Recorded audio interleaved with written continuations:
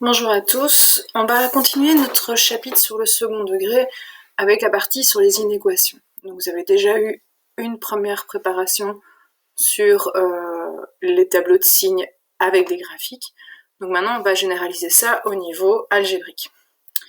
Alors on va décomposer en deux parties pour les tableaux de signes. La partie premier degré et la partie second degré. Plus haut que du second degré, on doit d'abord factoriser, donc avec toutes les techniques de factorisation que nous avons déjà vues.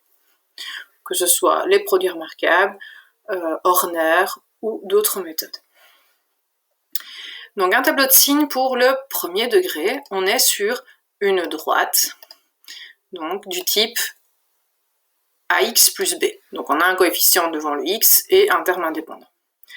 Le signe, ça va être toujours en fonction du terme de plus haute puissance. Donc ici c'est x, le terme en x, et on va regarder le signe de notre coefficient devant. Donc le coefficient ici c'est a. La première chose à faire pour faire un tableau de signes, c'est de trouver la racine. Donc ici, la racine c'est moins b sur a.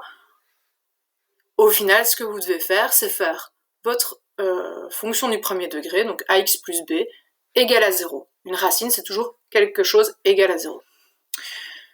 Donc on a moins b sur a, donc ça c'est la racine, c'est une valeur numérique qu'il faut calculer. C'est une racine, donc l'image vaut toujours 0. Donc ici au-dessus, on va noter toutes les racines. En dessous de chaque racine, on mettra toujours un 0.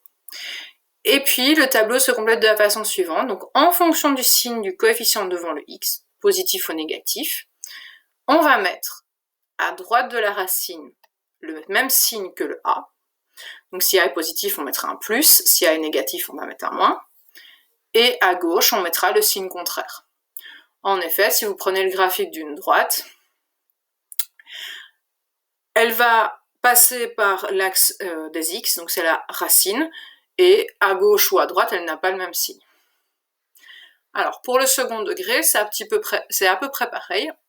On va commencer par regarder les racines. Donc, pour cela, on utilise la formule du delta. Suivant le signe de delta, on va avoir une, deux ou 0 racines. Alors, si on a 2 racines, on commence par les écrire. Première racine, deuxième racine, toujours dans l'ordre croissant. Donc ici, on est sur une équation de type ax carré plus bx plus c, que vous connaissez. Et pareil, on va regarder le signe de la plus haute puissance, donc le signe du coefficient devant le x carré. À gauche et à droite des racines, ce sera toujours le signe de a. Donc si a est positif, on met un plus, si a est négatif, on met un signe moins. Et entre les deux, c'est le contraire. On a un changement de signe au niveau de nos paraboles entre les racines. Si on n'a qu'une seule racine dans le cas où delta valait 0, voilà, c'est encore plus simple, toute la partie du milieu tombe, donc on a juste le signe de a. Et si le delta est négatif, on n'a pas de racine, et tout dépend du signe de a, au final. Alors, ensuite, là c'est quand on n'a qu'une seule expression, simple. Il peut arriver qu'on ait des produits ou des quotients, mais là en fait on va les faire étape par étape. Donc on va d'abord, de toute façon, essayer de factoriser pour arriver à du premier et du second degré dans tous les cas.